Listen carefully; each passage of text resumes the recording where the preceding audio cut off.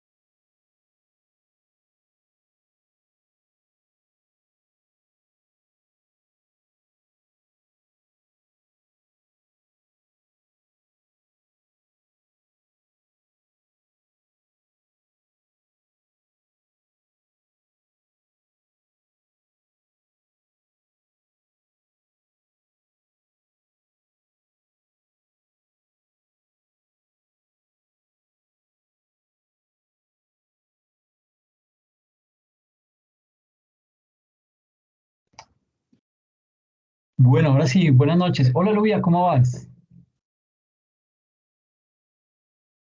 Buenas noches, profe, ¿cómo está? Compañeros, buenas Bien, noches.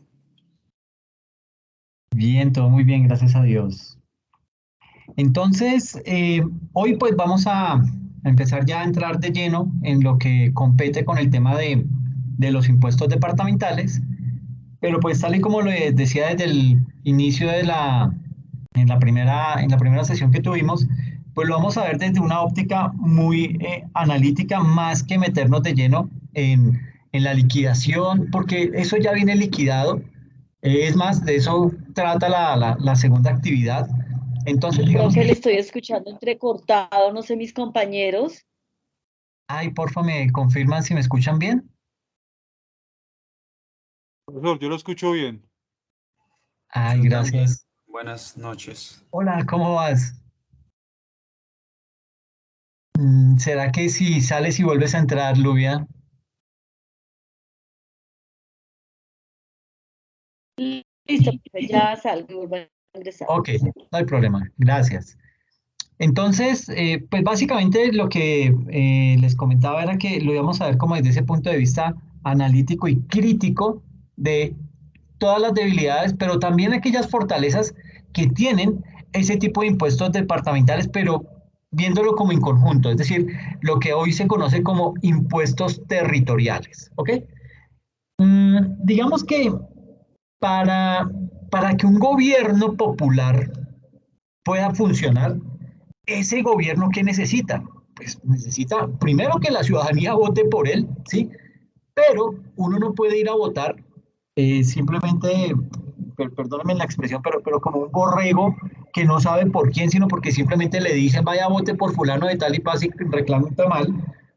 No, uno tendría que, en el mejor escenario, estar informado acerca de ese candidato. ¿Por qué? Porque es que como electores, nosotros somos los que, digamos que elegimos a esos servidores públicos de elección popular, valga la redundancia.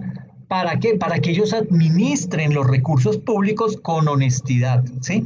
Y si de pronto ustedes de los que piensan que, yo no voto porque esos llegan allá y se roban la plata y además pues yo no pago impuestos, pues no es que usted no pague impuestos, lo que pasa es que usted sí los paga, pero eh, digamos que en muchas ocasiones no se da cuenta que los está pagando, ¿ok?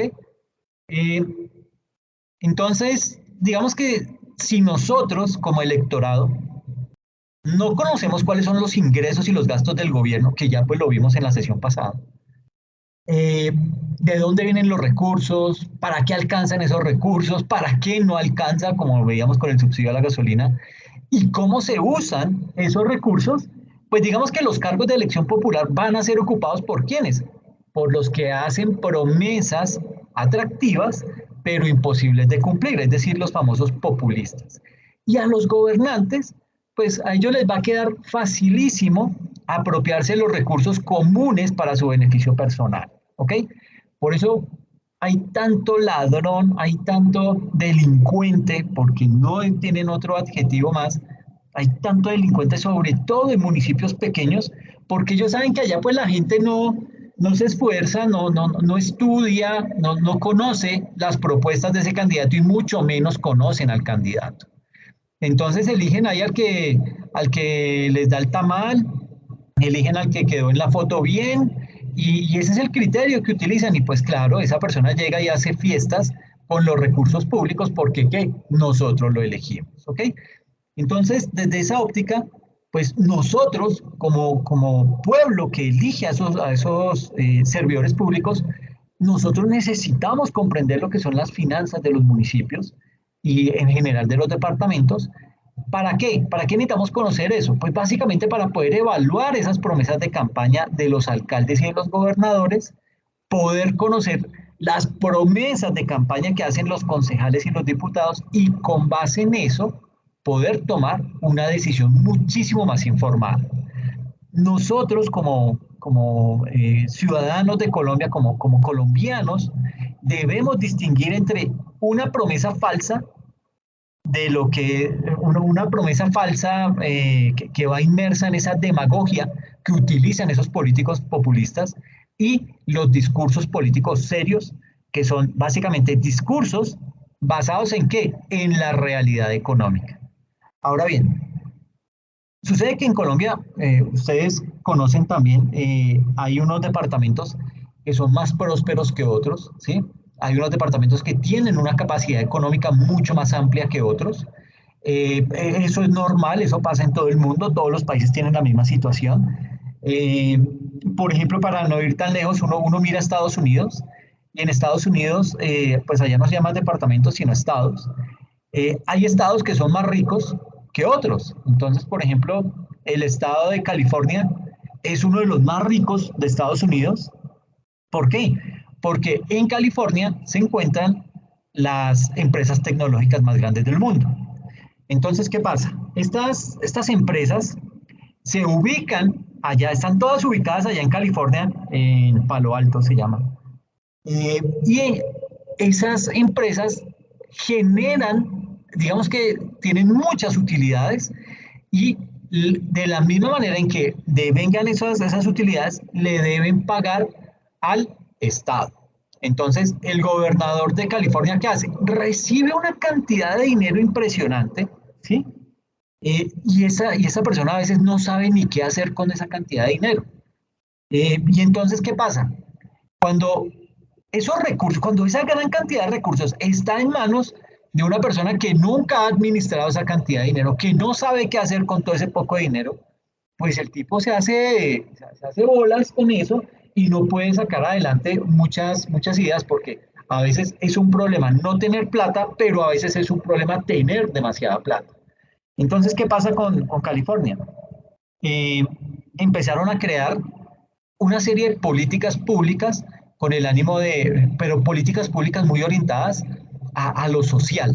Entonces, ayudar a las personas. California es de los estados más caros que hay en Estados Unidos, precisamente por esa cantidad de dinero que se mueve allá. Entonces, pues pagar arriendo allá o tener casa, pues es carísimo y no todo el mundo la tiene. Entonces, muchas personas eh, se acostumbraron a ese nivel de vida y sucede que cuando pierden su trabajo o pierden esa fuente de ingresos, pues literalmente quedan en la calle. Que eso en inglés tiene un nombre, ahorita no me acuerdo cómo es que les dicen, pero son personas que literalmente tienen que vivir en la calle, viven debajo de los puentes. Es una gran cantidad de personas. Entonces, en ese orden de ideas, esas personas que quedaron desprotegidas en ese momento, ¿qué hace? El gobierno les da techo, ¿sí? En las noches, como son tan frías, pues en la noche les tiene un albergue, en la mañana tienen que salir, a ellos les dan su desayuno, les permiten bañarse, al mediodía van por su almuerzo y en la noche van por su cena y se acuestan y así siguen, ¿sí? Tienen una serie de subsidios, pero digamos que esa es una muy buena obra, ¿sí? Una obra social y siempre yo les he dicho, todo lo que se pueda hacer por aquellas personas que realmente lo necesitan, pues hay que hacerlo. Para eso está el gobierno y para eso pagamos impuestos. Entonces, en ese orden de ideas, ese gobernador, pues ya tenía ese programa, lo tenía bien institucionalizado, bien instaurado.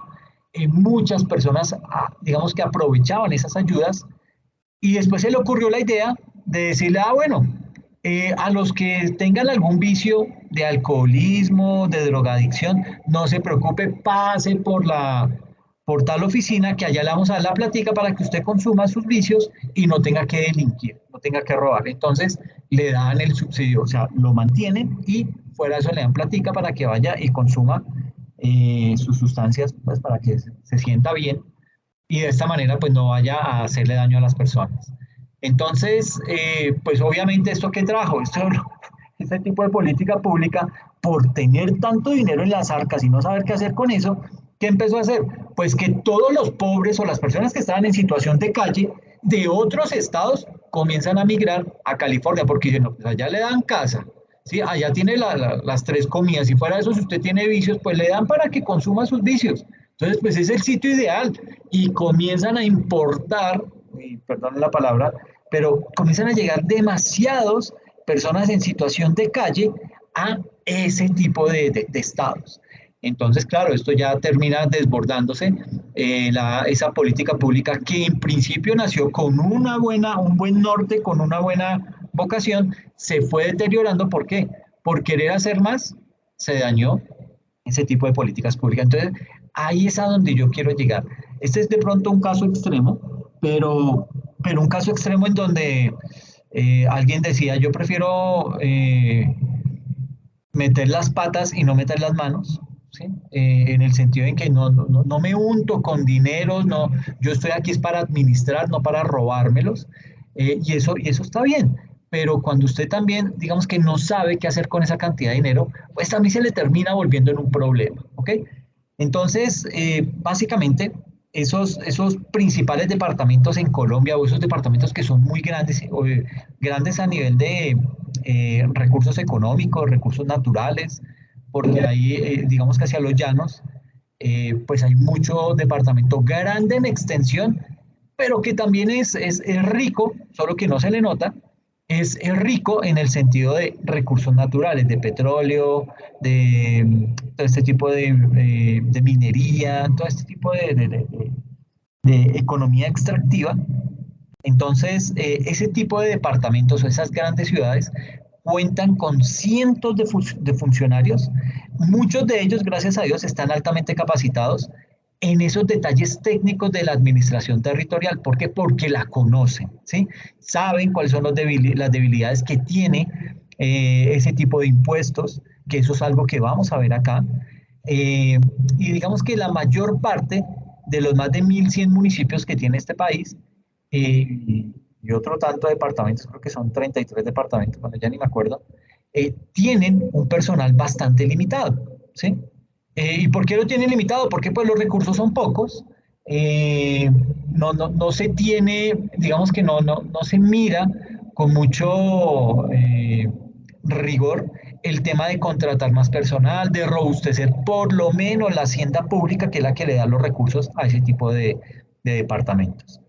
Entonces, digamos que en esas ciudades o en esos departamentos puede ser difícil identificar y poder aprovechar las oportunidades de qué, de poder contribuir al progreso de la entidad territorial. Incluso podemos tener al mejor alcalde o al mejor gobernador con las políticas públicas más transparentes, las políticas públicas más claras y con muy buen objetivo, pero pues digamos que eh, si no se cuenta con los recursos o de pronto tenemos ahí personal que no sabe de administración pública,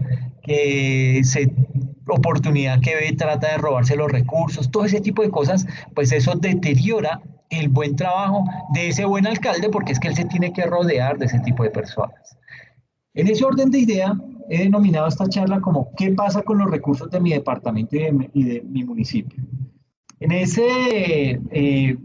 en esta situación, entonces, vamos a ver, digamos que la sesión está organizada de la siguiente manera. Vamos a hablar primero acerca de los ingresos municipales, ¿sí? Aquí, pues, digamos que lo primero que se explica es de dónde viene el dinero del que disponen los municipios y los departamentos y qué tanta libertad tienen las administraciones municipales para modificar su uso, ¿sí? Porque recuerden que lo que yo les decía la sesión pasada era que mucho de lo que es el gasto público se va en tema de transferencias. ¿Qué son esas transferencias? Los recursos que recauda la DIAN, pero que le tiene que transferir a los diferentes municipios y esas transferencias tienen una destinación específica. Es decir, no significa que ese dinero el alcalde o el gobernador va a poder disponer de él para lo que sea. No, eso va únicamente para programas de educación y programas de salud. Ese es el objetivo que tienen esas transferencias. Puede que le hagan otras, en donde el alcalde tenga un poco más de libertad, pero el grueso de esas transferencias van con una destinación específica, salud o educación, o salud y educación. Y esto es indispensable para, digamos que evitar que en las campañas a alcaldías y consejos municipales digamos que se hagan esas promesas para las cuales no hay recursos, ¿sí? Y para que esas plataformas políticas no sean simplemente una lista de deseos, sino que sean verdaderos planes de gobierno. Por eso es que insisto, y perdónenme que sea tan cansón, pero eh, si usted no conoce a la persona por la cual va a votar, no le haga el daño al pueblo, ¿sí? No vote, a menos que usted se informe y que sepa bien, que conozca qué es esa persona y además que conozca cuáles son los recursos de ese municipio o de esa ciudad para así mismo saber, porque si no, le aseguro que usted llega a Aguadas Caldas, está viviendo en Aguadas Caldas y le llega un alcalde y le dice que le va a montar metro a Aguadas y pues para usted chévere y dice, no, sí, yo voy a votar por él porque es que nos va a poner metro, sí, pues hombre, habrá que poner todo como que aterrizar las cosas y decirle, bueno, pero ¿y de dónde va a sacar la plata? O sale como la propuesta que hizo Petro de un tren elevado de Buenaventura a Barranquilla, pues eso no tiene pie ni cabeza y no tiene plata para eso. Entonces, ese tipo de cosas hay que filtrarlas, hay que digerirlas bien para saber si eso realmente se va a poder desarrollar o es simplemente un argumento de demagogia, un argumento populista y ahí puede llegar a quedar, ¿ok? Eh, digamos que luego se explica cómo es que se clasifican los gastos del municipio. Por ejemplo, es muy frecuente en los discursos políticos hablar de lo que es el funcionamiento y la inversión. Dos de los principales tipos de gasto, que era lo que veíamos también, eso lo tiene también a nivel nacional el gobierno nacional central. Eh, y digamos que cuando se habla de esos tipos de gastos de funcionamiento y de inversión, Y si no entendemos de qué se tratan y sobre todo sin entender las limitaciones de esas categorías, pues vamos a estar eligiendo al que se le ocurre salir con cualquier cosa. No sé si ustedes se acuerdan y perdónenme si ustedes votaron por Rodolfo, pero que es que iba a llevar a todas las familias que no conocían el mar, los iba a llevar a conocer el mar. O sea, por Dios, eso es un don de se ve, sí, sí. Y con todo y eso, yo decía, pucha, pero puede, o sea, hay gente que le crea ese tipo de cosas, ¿sí? Imagínense, o sea, yo no había escuchado una propuesta más descabellada que esa, y con todo y eso casi gana este señor, ¿sí? Entonces, pues muchas veces puede, y muchos me dirán, no, pero es que yo no voté por esa propuesta, sino voté porque no quería que Petro subiera. Bueno, sí, válido, pero, pero uno también tiene que darse cuenta que es que su voto puede llegar a afectar a otros en ese tipo de cosas. Entonces, cuando se elige mal a un gobernante, pues ese gobernante va a gobernar para todos, no va a gobernar para usted nomás, va a ser para todos. Y si uno no le hace control político o filtra lo que esas personas están diciendo, haciendo o proponiendo, pues digamos que vamos a tener problemas. ¿Ok?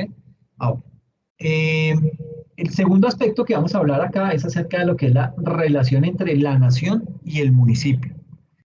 En este segundo contenido se describe como más a profundidad la relación entre el municipio y la nación, entre ese municipio de esos 1.130 municipios, ese municipio, cómo se relaciona con el país completo. ¿Ok?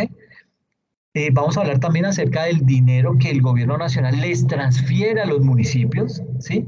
Ese dinero se obtiene de diferentes maneras y debe gastarse en sectores específicos, que pues aquí lo vamos a tocar. El tercer contenido tiene que ver con la transparencia en la administración pública. Aquí digamos que vamos a explicar cómo funciona la administración honesta del municipio, honesta en el buen sentido de la palabra, no entre comillas ni subrayado, no, una honestidad pues como debe ser.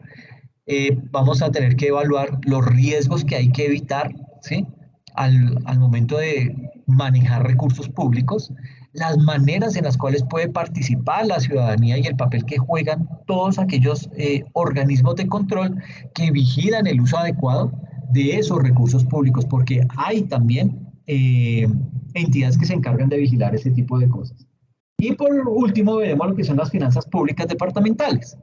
Ahí digamos que se incluye esa sección en donde se describen las diferencias entre el funcionamiento de esas finanzas públicas departamentales y las municipales. Eh, digamos que ese es el mapa que tengo para desarrollar esta sesión y otras que van a venir en donde vamos a seguir desglosando esta misma temática. Entonces, en primera instancia, pues vamos a hablar acerca de lo que son esos ingresos municipales y nos indica que existen varias formas de analizar las finanzas públicas municipales. Una de ellas es según el uso que se les puede dar a los recursos públicos con los que cuenta el municipio. Y digamos que ese factor es de suma importancia. ¿Por qué? Eh, es, es, es muy importante para los administradores locales porque les va a permitir a ellos saber con qué recursos disponen para qué, para poder ejecutar sus programas de gobierno. Y algo muy importante, ¿con cuánto de esos recursos no pueden disponer libremente? Si usted no conoce esa parte de la administración pública, fácilmente esa persona puede llegar a parar a la cárcel, ¿sí?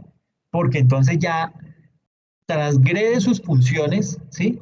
Y puede ser que en algún momento le dé un mal uso, puede que lo haga de manera inocente, de manera, digamos que por hacer algo en pro de la comunidad, pero se equivocó y tomó los recursos que no eran, eso le puede llegar a traer problemas y problemas muy graves a los gobernantes.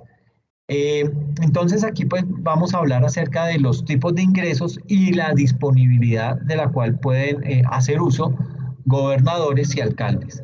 Vamos a hablar también de los tipos de gasto y el proceso para elaborar un presupuesto municipal.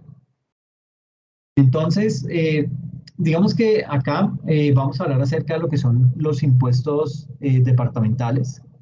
Eh, digamos que los principales impuestos departamentales, vuelvo y digo, pues esta materia desafortunadamente se llama impuestos departamentales, debió llamarse fue impuestos territoriales, pero al sesgarlo solamente al departamento, pues me toca tratar de enfocarlo, aunque en algún momento me salgo y digo no, no, y empiezo a hablar de impuestos departamentales. Pero bueno, aquí en impuestos departamentales, digamos que los principales impuestos departamentales que se aplican en Colombia son tres, que son el primero, el impuesto de registro, es decir, cuando usted necesita registrar un acto o un contrato, pues usted va en su municipio, va a la caja, a la Cámara de Comercio o se acerca a la Oficina de Instrumentos Públicos de ese municipio. Y allá, dependiendo el tipo de contrato, el tipo de registro que quiera eh, formalizar en ese tipo de entidades, pues le van a cobrar una cuota, ¿ok? Eso es normal, eso no tiene ningún inconveniente. El segundo impuesto es el impuesto al consumo de cigarrillo, cervezas y bebidas alcohólicas, que para mi concepto este es el peor de los impuestos. ¿Por qué? Porque usted desde que llega, imagínese que va para Girardot en Cundinamarca, y desde que usted entra a Girardot empieza a ver pancartas de aguardiente taparroja, de bares, de los cigarrillos, de cuánta cosa que hace, que eso incita a que las personas comiencen a consumir ese tipo de productos que son dañinos para la salud. ¿Y, y qué hace? Entonces, básicamente ese tipo de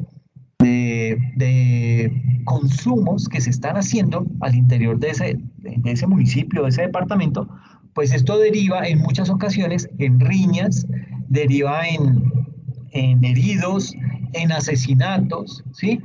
Y en muchos casos deriva en deterioro de la salud. Entonces, ¿qué hace?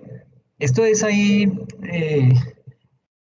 digamos que estar haciendo una campaña para que la gente consuma ese tipo de productos porque de ahí le llegan muy buenos ingresos al departamento. ¿Para qué? Para tener que reinvertirlos en salud, en sistema carcelario, en tema de, qué sé yo, de bienestar familiar porque los niños quedaron abandonados, una gran cantidad de cosas que no vale la pena ni siquiera hacer ese esfuerzo de publicitar ese tipo de consumo, porque se nos revierte como alcaldes o como gobernadores, de ahí nosotros vamos a tener que sacar para ese tema, para esos gastos, que son impuestos, perdón, que son temas hospitalarios, temas de penitenciarios, todo ese tipo de cuestiones, digamos que se nos deteriora. Lo que ganamos en vía un impuesto, pues lo tenemos que destinar en otro tipo de gastos. Entonces no estamos haciendo absolutamente nada, ¿ok? Y el último impuesto, pues es básicamente el impuesto sobre vehículos automotores. Estos no son los únicos. Más adelante les explico cuántos son los que hay y cuánto se recibe anualmente por cada uno de esos impuestos. Pero digamos que a nivel de impuestos departamentales, estos son los más importantes, son los que más recaudan a nivel departamental. ¿Ok? Entonces, miremos específicamente ese impuesto de registro. Ese impuesto de registro, si de pronto usted quiere ahondar más acerca de él, puede consultar la ley 223 del 95 y el decreto 650 del 96, y para el caso específico de Bogotá región, vea la ordenanza departamental 216 del 2014. Digamos que ese impuesto de registro, bajo esa categoría de impuesto de registro se encuentran sujetas todo lo que son las inscripciones de documentos que contengan actos, que contengan providencias, que contengan contratos o negocios jurídicos en los que esos ciudadanos o esos particulares sean parte o beneficiarios y que por ley deban registrarse ese tipo de documentos ante las cámaras de comercio o ante las oficinas de registro de instrumentos públicos. Y digamos que ese tipo de impuesto tiene unas tarifas, ¿sí? Digamos que la primera tarifa es que para aquellos actos, contratos o negocios jurídicos que tienen una cuantía que están sujetos al registro en las oficinas de registro de instrumentos públicos, la tarifa oscila entre el 0,5% y el 1% del valor del acto. Es decir, si usted lleva un contrato, ¿sí? Y usted, bueno, por ejemplo, imagine que usted quiere registrar la finca que tiene allá en ese municipio. Entonces usted lleva su escritura pública y al momento de registrarla le dicen, ok, ¿cuánto vale su finca? No, esa vale 100 millones. Ok, entonces lo que le van a cobrar de esos 100 millones va a estar entre el 0,5 y el 1% de esos 100 millones, que es lo que vale el acto que usted está registrando. ¿Ok? Eso sí lo hace en la oficina de registro de instrumentos públicos. Le cobran entre el 0,5 y el 1% del valor de ese acto, pero ese registro usted lo tiene que hacer es ante la Cámara de Comercio, ahí es más barato. Ahí oscila el cobro de ese impuesto entre el 0,3 y el 0,7. ¿Ok? Entonces, digamos que se reduce ahí la tarifa. Es mucho mejor si me mandan a registrar ese tipo de documentos a la Cámara de Comercio y no a la Oficina de Registro de Instrumentos Públicos. Eh, en segunda instancia, digamos que aquí los aportes a sociedades a título de capital, ese tipo de documentos están sujetos a estar registrados o ante la Cámara o ante la Oficina de Registros Públicos y la tarifa que se le cobra a ellos eh, es del 0,7%, ¿sí? Y los aportes a título de prima en colocación de acciones tienen una tarifa del 0,3%. Y usted dirá, pero eso no es mucho. Sí, total, estoy totalmente de acuerdo. Eso no representa la superentrada de recursos para el departamento. Eso no significa gran cosa, pero pues digamos que es lo que hay, ¿sí? Y el tercer aspecto, digamos que para los actos, para los contratos o esos negocios jurídicos que no tienen cuantía, porque puede llegar a pasar que no tiene cuantía ese tipo de registro, pero usted lo quiere formalizar ante esa entidad, ante la Cámara de Comercio o ante la Oficina de Registros Públicos, pero no tiene cuantía. Entonces, cuando no tiene cuantía ese tipo de contrato o ese tipo de acto, eh, digamos que en las cámaras de comercio la tarifa oscila entre el 2 oscila entre 2 y 4 salarios mínimos diarios legales vigentes. ¿Ok? Entonces, no crea que porque entonces usted lleva un instrumento, un acto en donde no tiene, digamos que ahí dentro de ese acto no tiene una cuantía, pues sencillamente ellos lo hacen democráticamente, le calculan entre esos rubros, entre esos 2 y 4 salarios mínimos diarios legales vigentes. Con base en eso le sacan la platica porque se la sacan. Luego viene lo que es el impuesto al consumo de cigarrillos, cervezas y bebidas alcohólicas. Digamos que si quieres saber más sobre este impuesto, consulte las leyes 223 del 95 y 1816 de 2016. Para el caso específico de Bogotá región, vea el decreto distrital 352 del año 2002. Digamos que el hecho generador de este impuesto es el consumo de cigarrillos, el consumo de cervezas y de licores. Y dentro de esa gama de licores, ahí hay que incluir lo que son los vinos, los aperitivos y similares. Entonces, ese hecho generador de este tipo de impuestos es precisamente el consumo de esos artículos, de los cigarrillos, de las cervezas o de los licores, en esa jurisdicción de ese departamento. Sucede que el impuesto al consumo de cigarrillo, ese impuesto específicamente, está compuesto por un componente sobre el precio de venta al público. Ese precio de venta al público, digamos que es un precio que está certificado por quién, por el DANE. Entonces, no es que, si yo averigüé en las otras tiendas y vale tanto. No, eso tiene que ser una autoridad la que saque ese dato. Entonces, eso se hace con base en el precio de venta al público y básicamente eso lo da el DANE, eh, digamos que emite ese tipo de certificados. Y digamos que ese impuesto al consumo de cigarrillos es del 10% y un componente específico que se trata de un valor fijo por cajetilla de 20 unidades o proporcional, el cual varía según el tipo de producto. Frente al tema del consumo de cerveza, la tarifa es del 48%, es de las más altas, 48% de impuesto. Pero digamos que para lo que son bebidas como los refajos o las mezclas, esos tienen un impuesto del 20%. Y ahí, en ese tipo de impuestos, específicamente la base gravable del impuesto al consumo de cerveza es el precio de venta al detallista. ¿Ok?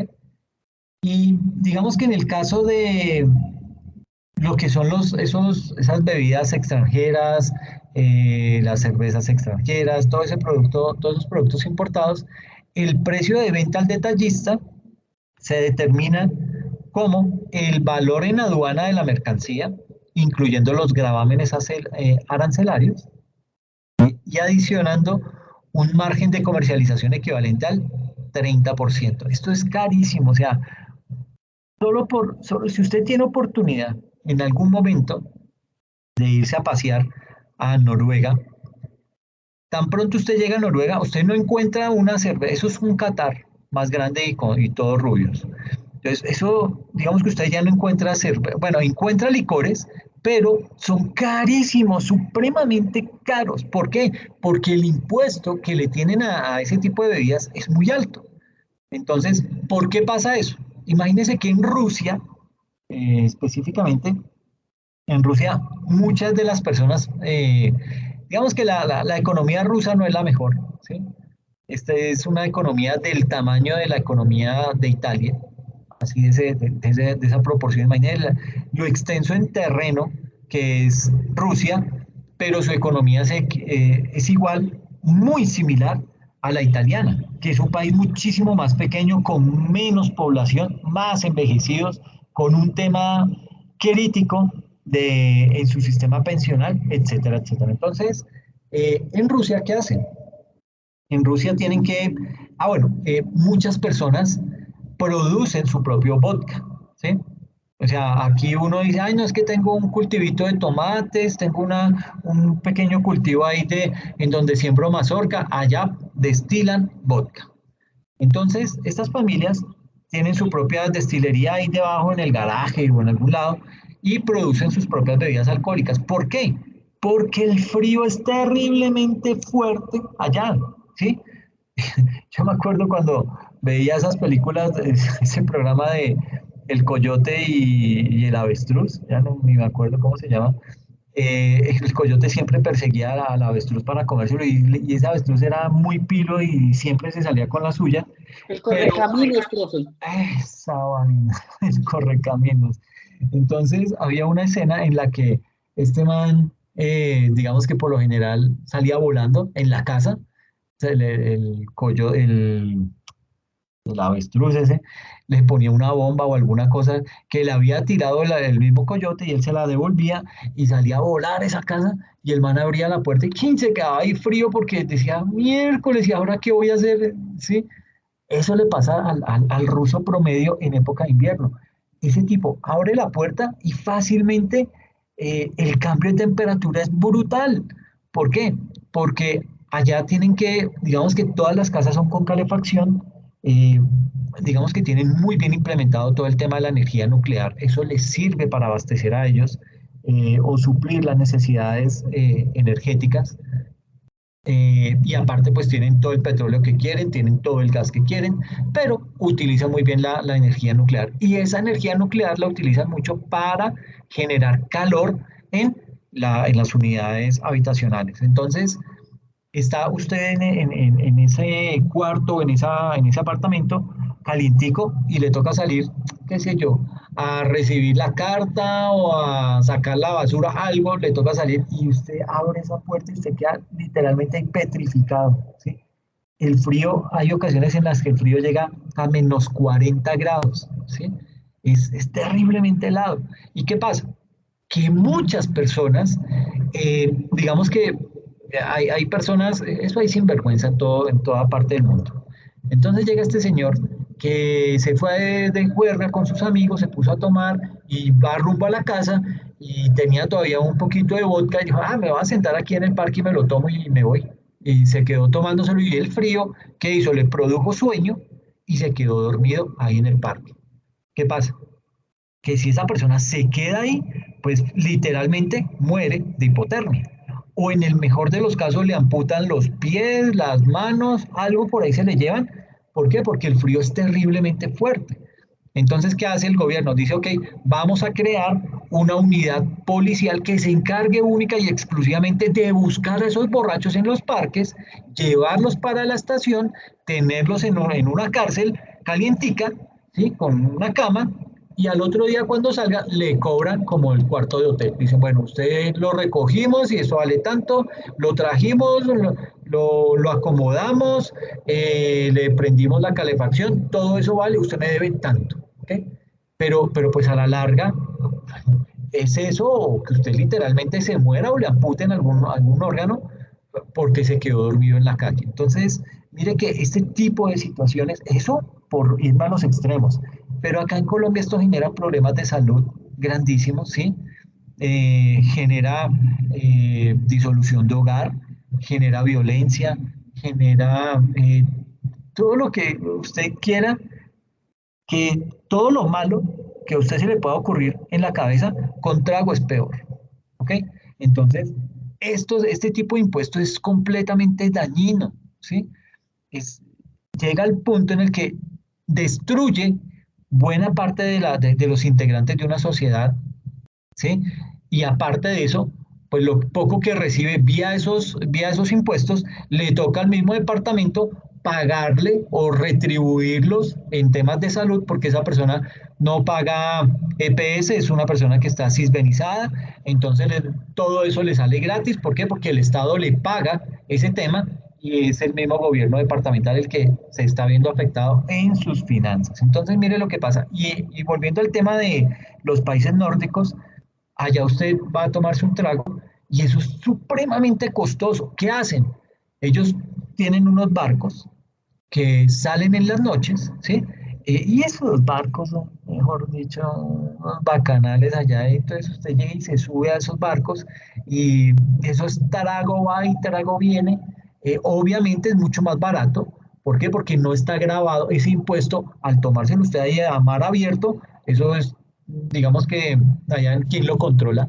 Entonces traen trago de contrabando, lo venden dentro de esos barcos, la gente se pega a las super borracheras toda la noche en mar abierto, a la madrugada regresan, vueltos nada y váyase para su casa. Entonces, digamos que tratan de evadir el impuesto de esa manera y pues algunas veces la pasan chévere, ¿sí? Pero digamos que se busca ese tipo de cosas. ¿Por qué? Porque hay países, sobre todo los más industrializados, a excepción de Rusia, que se encargan de, o sea, que ya saben que esto es literalmente un problema de salud pública y que eso se les revierte a ellos como administración pública. ¿Ok? Y el otro impuesto es el impuesto de los vehículos. Ese impuesto básicamente puede ahondar leyendo la ley 488 del 98 y para Bogotá puede leer el decreto distrital 352 del 2002. Este impuesto de vehículos, digamos que ese impuesto puntualmente grava la propiedad o la posesión de los vehículos. ¿Sí? O sea, si usted tiene un carro, usted tiene que pagar impuestos. Eh, digamos que, aunque este es un impuesto departamental, un impuesto de carácter departamental, para el caso de Bogotá, el sujeto activo es ¿quién? El Distrito Capital de Bogotá. ¿Ok? Bogotá ya, digamos que se ve como un departamento, ¿sí? Por su característica, por su tamaño, no solamente geoespacial o su tamaño geográfico, sino también el nivel de recursos que maneja y todo eso. Entonces ya lo hacen ver como si fuera un departamento. Eh, y sucede que para este impuesto sobre vehículos, la base para liquidar ese impuesto es el valor del avalúo comercial que anualmente fija quién, el Ministerio de Transporte mediante una resolución. Entonces, no es que usted diga, ah, no, como a veces hace uno con el apartamento, ¿no? A usted le llega un avalúo, sobre ese avalúo paga impuestos, pero cuando usted lo vende casi que al doble de lo que está, de lo que dice ese avalúo, ¿ok? Con los vehículos, pues, digamos que le llega le calculan ese avalúo comercial y sobre eso se calcula el impuesto que usted debe pagar. Digamos que en Bogotá esas tarifas varían entre el 1,5% de ese avalúo comercial que hace el Ministerio de Transporte, o sea, oscila entre el 1,5 y el 3,5% de ese valor comercial que fija el Ministerio de Transporte, ¿ok? Y de ese impuesto, como les digo, pues el responsable es básicamente, o el sujeto pasivo, es el propietario o el poseedor de ese vehículo, incluidos dentro de eso los vehículos de transporte público. Ese tipo de impuestos se causa el 1 de enero de cada año. Ahora, en el caso de los vehículos automotores nuevos, ¿el impuesto cuándo se causa? Pues en la fecha de solicitud de inscripción en el registro terrestre automotor, que deberá, digamos que coincidir con la fecha de factura de venta o en la fecha de la solicitud de lo que es la internación. Esto pues básicamente, digamos que esos son como los tres impuestos departamentales más grandes. Hay muchos más, eso cada región crea sus impuestos. Ahora, no, esto no está, digamos que a criterio del gobernador o del alcalde, que ellos creen los impuestos que quieran, no, porque para eso hay unos consejos municipales, que son los que se encargan de filtrar ese tipo de propuestas que hacen esos gobernantes para poder decir si las aceptan o no. ¿Listo? Ahora, siguiendo con el tema de los ingresos municipales, digamos que existen varias formas de analizar lo que son las finanzas municipales. Una de ellas es según el uso que se les da, o bueno, que se les da, no, que se les puede dar a los recursos públicos con los que cuenta ese municipio. Ese factor es, es bien importante. ¿Por qué?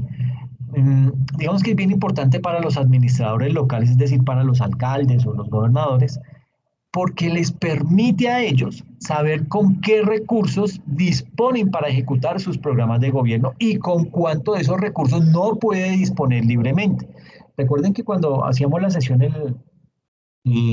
la semana pasada y hablábamos de ese presupuesto público, les decía que uno eran los ingresos corrientes, que es la mayor fuente de ingresos. ¿Por qué? Porque ahí están los ingresos tributarios, que es el grueso de los ingresos de un país.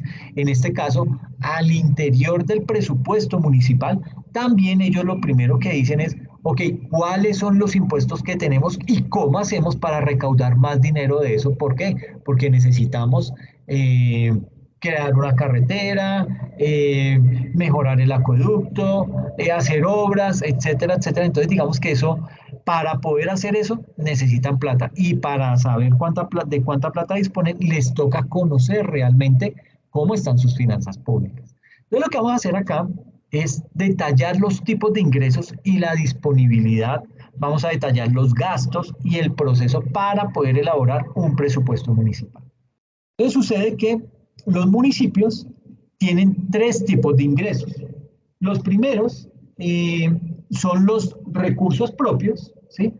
Del 100% de los ingresos que tiene un municipio, el 32% proviene de esos recursos públicos, ¿ok?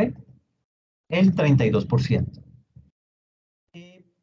Los recursos de capital, ¿sí? Que son básicamente empresas que tiene el departamento o el municipio, ¿sí? Por lo general es la empresa de licores de Nariño, la empresa de licores del Tolima, la empresa de licores, en todo departamento que se respete tiene su empresa de licores.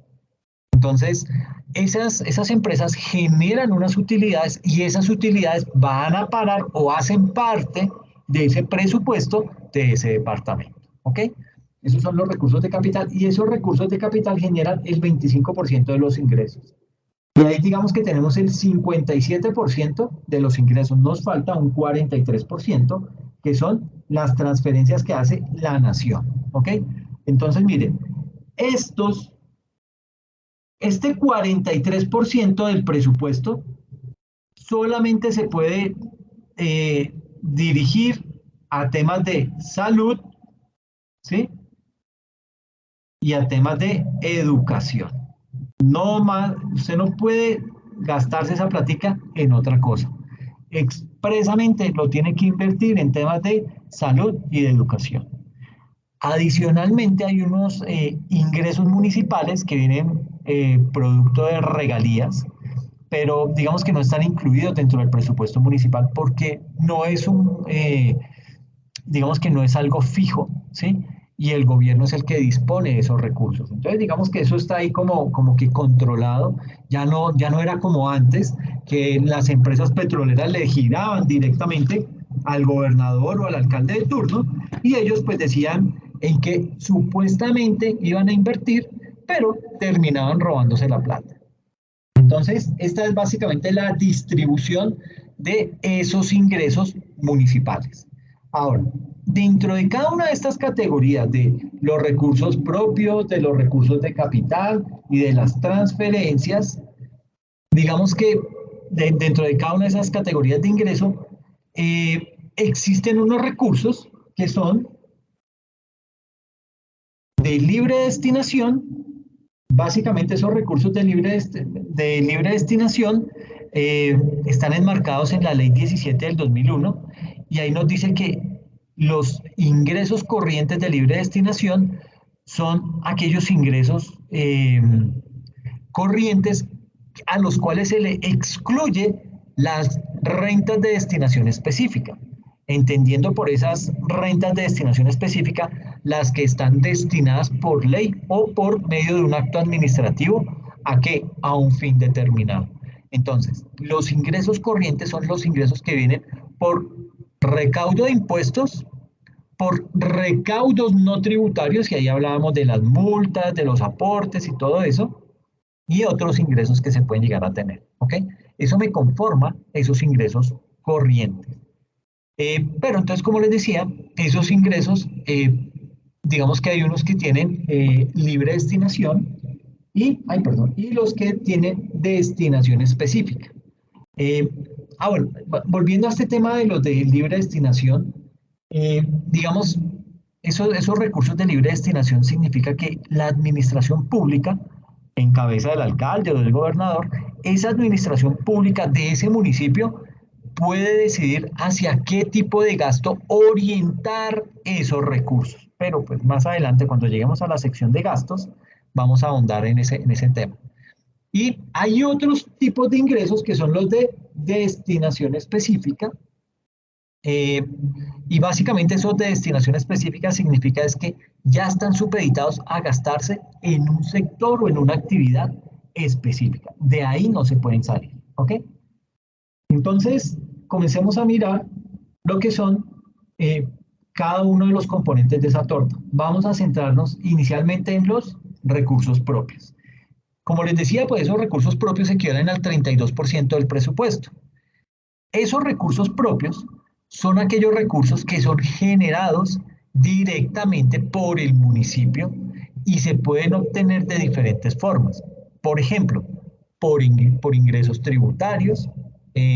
Digamos que los ingresos tributarios en los municipios o en los departamentos representan casi que el 88% de los ingresos, ¿ok? El 88% de los ingresos. Imagínense toda la carga que tienen esos impuestos. Entonces, digamos que son ingresos tributarios y ahí metemos en una sola bolsa las tasas, las multas, las contribuciones. Esas tasas, esas multas y esas contribuciones representan el 12.5%. ¿Okay? Entonces, mire que el grueso de los ingresos corrientes de esos municipios básicamente están sobre los impuestos. ¿Ok? Ahí se recauda el 87.5% de los ingresos de ese municipio. ¿Ok? Ahora, digamos que aquí dentro de esos recursos propios, eso existe, como les decía, una clasificación. Esa clasificación a qué hace referencia. Entonces, tenemos unos ingresos tributarios y como les decía, pues estos solos ingresos tributarios representan el 87.5% de los ingresos de los municipios del país. Esto es un promedio y digamos que es un promedio a nivel nacional. A unos puede que les dé el 90%, a otros el 85%, el 80%, pero el promedio que se ha sacado de todos los municipios es el 87,5%. Eso es lo que representan los ingresos de los municipios del país y son básicamente esos ingresos que se obtienen por cuenta de los impuestos locales que están contemplados ¿en dónde? En el estatuto tributario y otras normas que regulan la materia puntual en ese municipio o en ese departamento. Este tipo de ingresos tributarios, digamos que se catalogan dentro de los de libre destinación. El alcalde o el gobernador puede decir, ok, esta plática yo sí la recaudo y la puedo destinar para lo que sea. Y tiene sentido, ¿por qué? Porque si no, este man se echa con las petacas y no cobra impuestos, no hace programas para recaudar cartera, mejor dicho, se descuida con ese tema. Entonces le dicen, ok, usted necesita motivación, si usted recauda buen dinero vía ingresos tributarios, esa plática la maneja usted. Entonces, claro, pues el hombre mira ahí también cómo saca su tajada, ¿ok? Qué feo tener que hablar de eso, pero pues digamos que esa es la realidad que ocurre en muchos de los municipios del país. Entonces, como les decía, estos ingresos tributarios son ingresos de libre destinación. ¿Por qué son de libre destinación? Porque la administración territorial puede disponer de ellos orientándonos a los sectores que ese gobernador considere o de acuerdo a sus prioridades. Y entre ellos tenemos, digamos, el impuesto de industria y comercio, el famoso ICA. Ese impuesto recauda 8,4 billones. ¿Sí? Ahora, no vaya a pensar que es que cada municipio recauda 8,4 billones, si no estaríamos en Emiratos Árabes. No, ese 8,4 billones de pesos es la sumatoria de ese impuesto de industria y comercio a nivel nacional. ¿Ok? Entonces, todas esas son cifras que se van a dar aquí del orden nacional. Ese impuesto de industria y comercio, ¿qué hace? Grava la realización de actividades tanto industriales, comerciales y de servicios, incluidas las del sector financiero, en esos municipios o departamentos. El otro impuesto en grado de importancia resulta ser el predial unificado. Ese impuesto recauda 7,9 billones de pesos a nivel nacional. Ese impuesto es también, este es un impuesto anual que grava la posesión de la propiedad de bienes inmuebles que están ubicados dentro de la jurisdicción de ese municipio. Y aquí esto nos da pie para hablar acerca de lo que es el impuesto, perdón, ay, se me fue la paloma con ese, ¿cómo se llama? Digamos que se está replanteando todo el tema del catastro, no es multimodal, es el catastro. Bueno, sucede que en los sectores rurales el precio de la tierra está subvalorado, es decir, está muy mal evaluado y esto hace que los campesinos, pues digamos que tengan casi que regalar su tierra cuando la quieren vender, ¿ok? Entonces, pues esto es un gran problema porque ustedes mejor que nadie también han escuchado el tema de los campesinos, del tema de cuánto les cuesta a ellos sacar los productos desde su finca hasta una carretera y ahí poder alquilar un camión que les lleve eso a una central de abastos o alguna cosa de estas para poder comercializar sus productos. Y eso básicamente lo que hace es que encarece los productos, ¿ok? Entonces, y todos sabemos que aquí el que gana no es el productor, sino es el intermediario, y ese intermediario pues se queda con todas las utilidades y apenas el campesino medio recupera, en muchos casos no logra ni siquiera recuperar lo que ha invertido en ese tipo de cultivos. Entonces, ese tema del predial en el sector rural es una problemática grande que esperamos que en la reforma agraria que va a plantear el gobierno pues digamos que se toque este tema y se mejore ese tipo de situaciones. ¿Por qué? Porque es que esa subvaloración, ¿a quién le conviene? Pues a los grandes terratenientes. Entonces usted mira por allá finquitas que están ubicadas en Córdoba, que están ubicadas... Exactamente. Entonces cuando usted encuentra esas fincas, así como tan grandes, tan extensas, y mira toda la extensión de tierra que tiene, fincas que básicamente las dedican es solamente al sector ganadero, porque pues ese es el negocio y por eso caen esas vacas eh, que ya dan es leche en polvo. Ese tipo de vacas, digamos que esa tierra es fértil y esa tierra se puede poner a producir, pero como son grandes extensiones de tierra que compraron a unos precios exageradamente baratos, en el mejor de los casos, porque en otros casos lo que hacían era llamaban a sus amigos los paramilitares, les decían yo quiero esa finca, por favor, dígale a la persona que le doy tanto y si le sirve bien y si no, entonces negocio con la viuda. Entonces, pues claro, ya sabía el que si no negociaba, pues lo iban a matar y la que le tocaba negociar era la esposa y pues es complejo.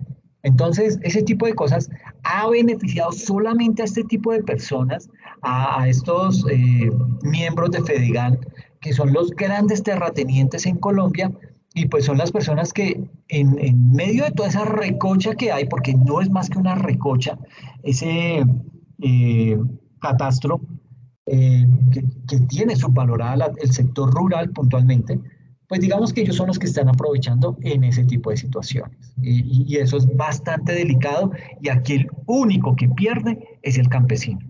Entonces, yo cuando vi que Petro iba a comprar todas esas tierras y se las iba a dar a los campesinos, yo dije, no, pues buenísimo.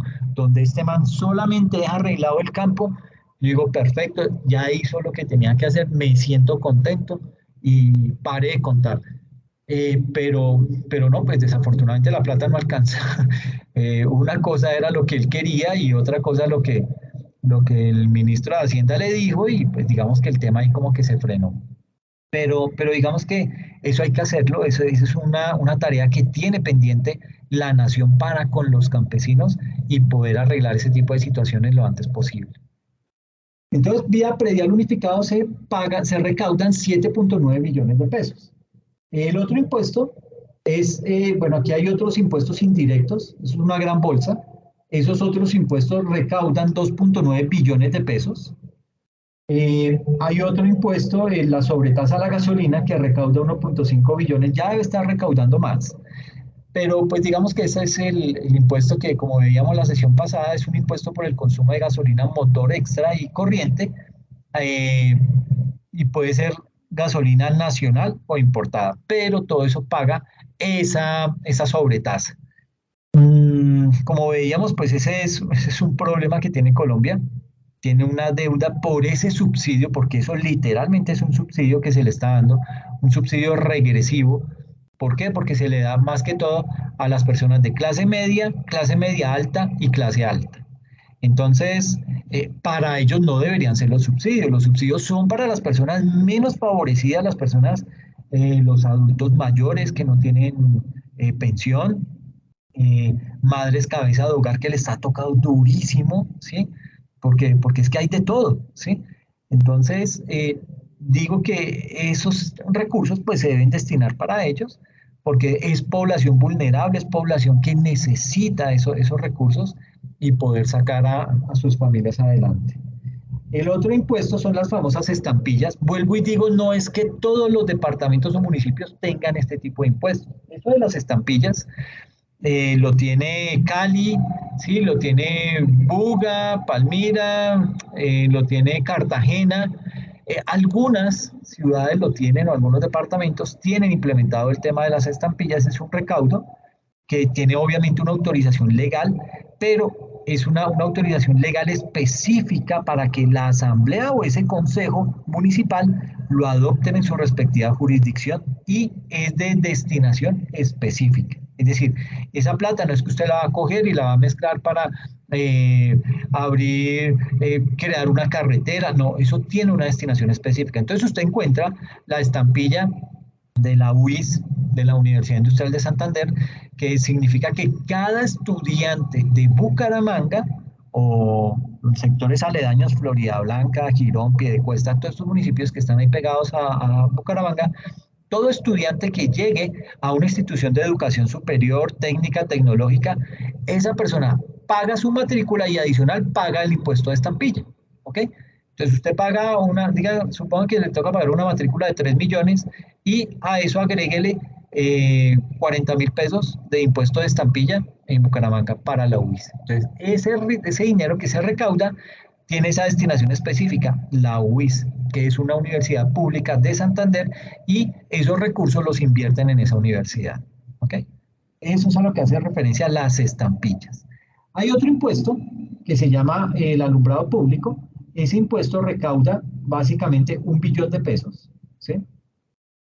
Y ese impuesto, digamos que es el del alumbrado público, es un impuesto que está autorizado por ley y está básicamente orientado a ¿qué? A financiar los costos de ese servicio de alumbrado público. ¿Ok? En muchas ciudades lo cobran, acá en Bogotá todavía no lo han empezado a cobrar, buenísimo, pero pues vuelvo y digo, eh, digamos que hay que cobrar ese tipo de impuestos mmm, sectorizadamente, ¿sí?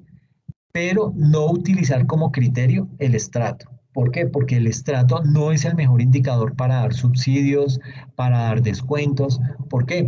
Porque en sectores de estrato 1, de estrato 2, de estrato 3, hay muchas familias ricas que pues viven en esos estratos, no tienen ningún inconveniente y al contrario pues se benefician de esos subsidios que le dan a nivel de servicios públicos, paga un impuesto predial mucho más barato, todo se le economiza, entonces son personas que se acostumbraron a vivir en eso y pues no, eso no está mal, ¿sí? Pero están viéndose beneficiados de un subsidio que a ellos no les debería llegar. ¿Por qué? Porque tienen ciertas comodidades o tienen ciertos privilegios y más bien esos recursos se le deberían destinar a personas que realmente lo necesitan. Viene otro de los impuestos, se llama delineación y urbanismo. Este impuesto recauda 420.000 millones de pesos. ¿Ok? Ese impuesto de delineación y urbanismo es un impuesto que recae sobre la construcción o la refacción de edificios.